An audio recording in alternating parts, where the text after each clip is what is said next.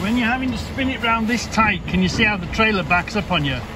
So if you were too close to a wall behind you, you would back into the wall. Yeah, so always avoid backing up or turning this tight because the trailer backs up on you. Do you see what I mean about shop paper? Do you see what I mean about bloody paper on the bench? Oh, woo! Nearly. I don't like paper. It's handy and useful, but paper on the bench, no good. So here we are. We're in a Volvo today. Lovely jubbly. I mean, lovely bit of kit. I mean, gorgeous bit of kit. The mirrors are right. There's a good safe gap. The narrow here. The gearboxes have always been fantastic on Volvos. Always been. But I only have one real criticism.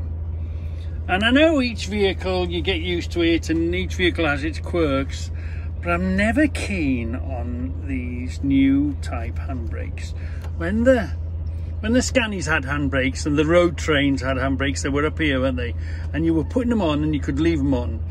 You could pull them and they would, you know, and you let them go and they'd go. You could hold it on a hill and you had to actually click it in place to lock it in. And the road train, you had a little lever and you pulled it down like that was a proper handbrake, that thing was. And then you remember the Scanias, you had the handbrake and then you had the trailer brake here, a little separate one, didn't you? And you know, the brakes used to be here, which took up the space here. Again, they were ones you pulled up and you put on properly, as you might say. You knew if it was on. You could hold it, you could pull it and hold it and then release it if you wanted to do a bit of a hill start or something like that. If you're in a tricky spot, you didn't want to roll back. But when it was on, it was on. So my only criticism, considering that, you know, Volvo is safety mad, this handbrake doesn't always. You've got two positions here and then you pull it that little extra and that little extra switches it on. It's so easy to pull this. You know, you don't want to pull it so you break it, but it's so easy to pull it just so much and it's not on, and you let it go and you jump out the cab. Okay, we're not delivery men. We're not jumping in and out all the time like, you know, a parcel delivery man and whatever. But over the years, you're so used to just jumping in and out. Oh, just jump out, just do this, do that, do whatever you do, you know what I mean? You just pop out. And it's just that, it's so easy to not put the handbrake on. And if you're on a hill, your head tells you to put the handbrake on. But if you're on a slight slope, whether it be slightly going downwards or slightly going backwards, it's quite easy not to put your handbrake on. And it's happened a few times. Because I just haven't, I've pulled it to there and I haven't pulled it to there. There's that, can you feel that? That's the difference between off and on is that little bit there. And you don't want to pull it too hard because it's only a little plastic switch. You might think you might break it. And I think the same system's on the Renault, and I think I've pulled the front of a Renault before. I've seen the front of the handbrake get broken on the Renault.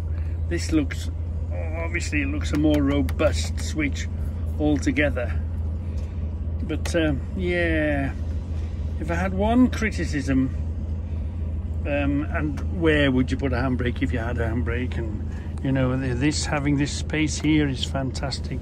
So, you know, I've got a problem, but I haven't got a solution to the problem. You know, it's very easy to say, isn't it? But it's not very easy to do for the designers to say, well, okay then, how are we going to get around it? So yeah, it's the only real criticism I've got about these Volvos, are these handbrakes. Yeah, they're not as good as they could be, you know, they're not as safe as they could be. They're quite a, see, that's, you have to do that to put it on. Watch now, the handbrake's off. We can pull it to there, and it's still not on, look.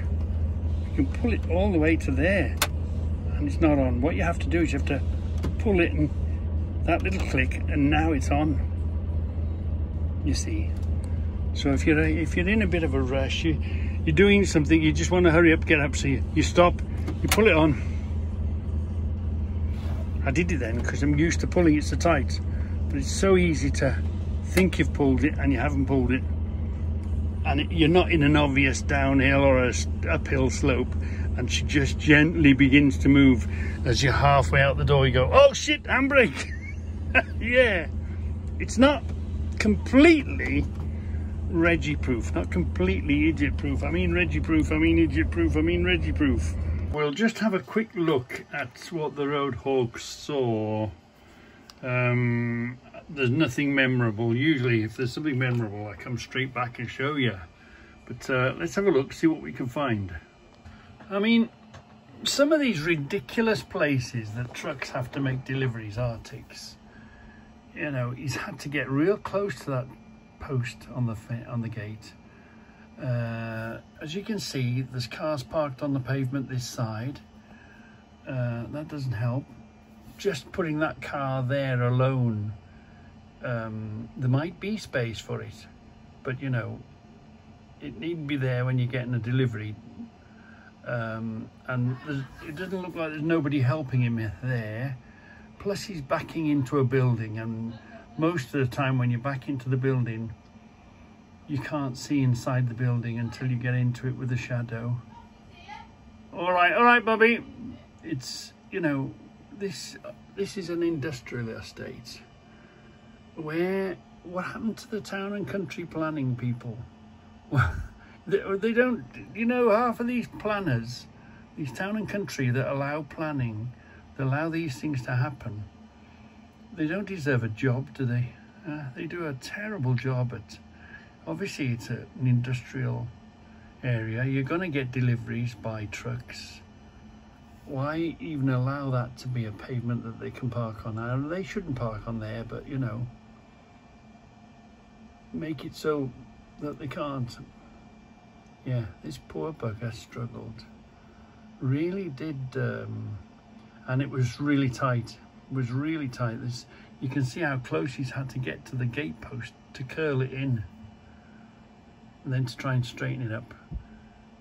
And you probably, putting your arse in a building like that, you probably can't see a damn thing. Remember the other day, we were by this, that Aston Martin was coming underneath us, so we're in the same place, just come through Spaghetti where the M6 becomes 2 lanes. Right, wait for it, it's not the same film, not the same day. Watch for this crackpot.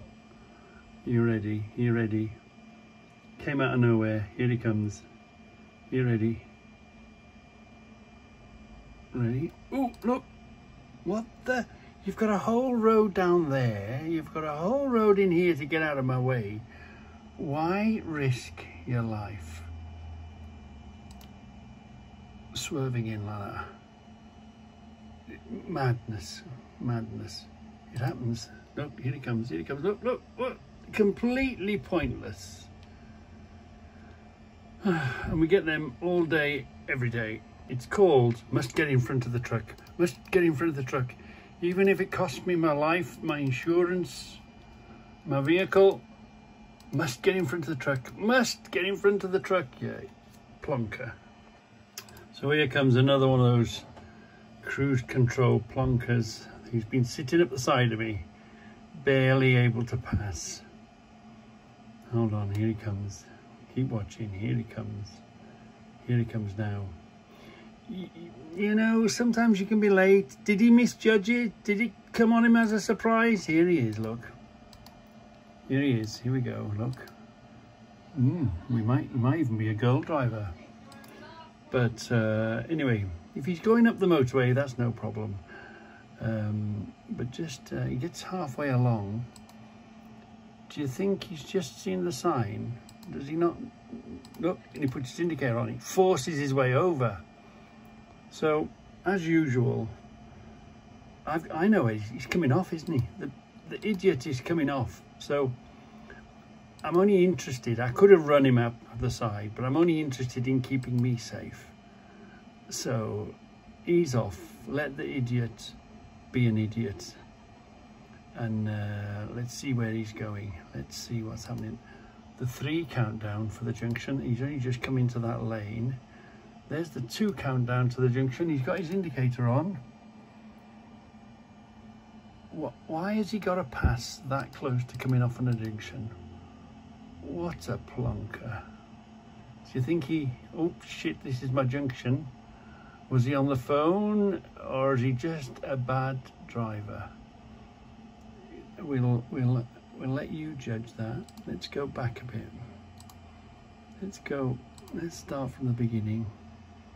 Here's the sign telling you the junction's coming up. So because that passed, that tells me he was behind us at this point. He's still behind us. Now he pulls out to overtake. No, not yet even.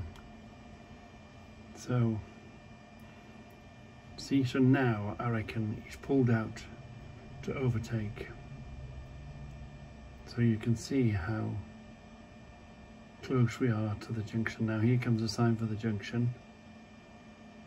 So he's pulled out to overtake a half a mile before the junction he wants.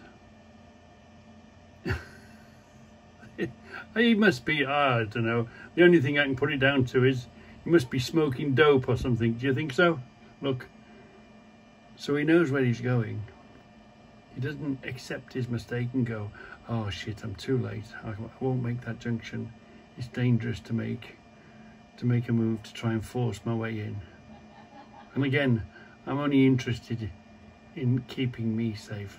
Let the idiots be idiots. But I've got one thing to say. You're going on YouTube, you tosser. So here comes another suicide jockey. You can see the motorway is clear, is empty. There's nothing in front. Here he comes. Here he comes, here he comes, here he comes. Look. How he's headed towards the line. Look, right in front of me. Why? You've got a whole motorway to go a little further and come in correctly. Why have you got to wipe my nose? You're going to die. Yeah, one day you'll do that too many times and you're going to die. Simple as that. So here we are again, look. With 3 lanes, stopped at a set of traffic lights, fine, I'm going to the right. So fine, I'm going to the right. No problem. These people here sometimes get trapped on the inside. They're not on the wrong lane, they're okay. They're just, you know, just be aware of everything and everyone. So why would you be on the extreme inside lane? Keep your eye on this nutter here, and he's a taxi. So I expect him to do this, possibly. But I didn't expect him to do that and head that way.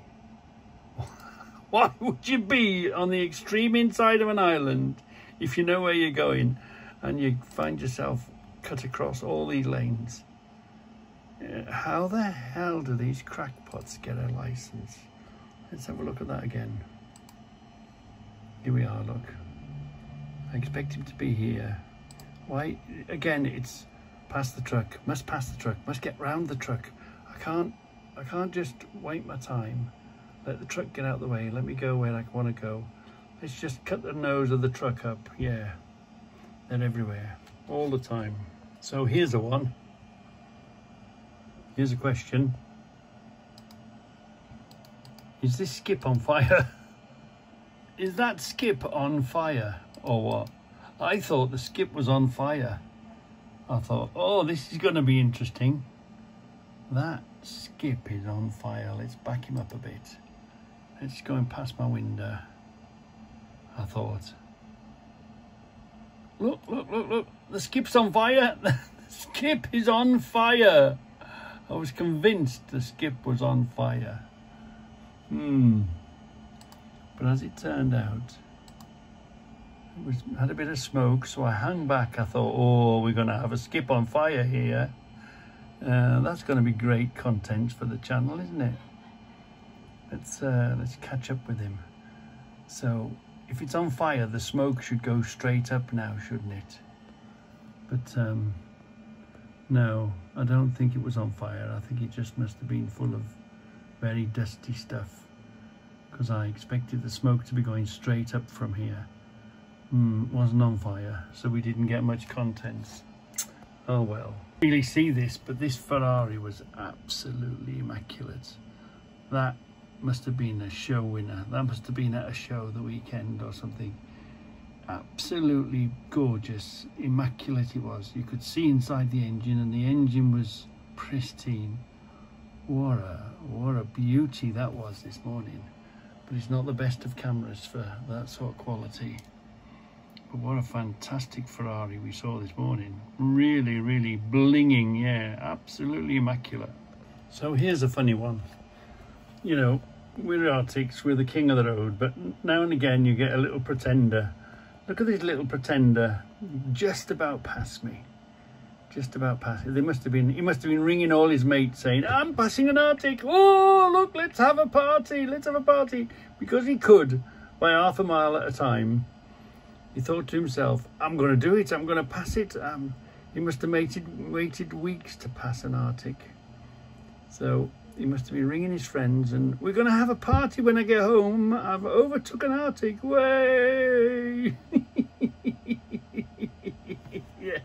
The tiddlers don't pass us very often because obviously we're bigger, we got way more power than them. That's the end of that. There hasn't a hell of a lot been picked up by the camera, which is good really. We don't want any action, but a bit of action now and again wouldn't go amiss, as long as we're not involved in it.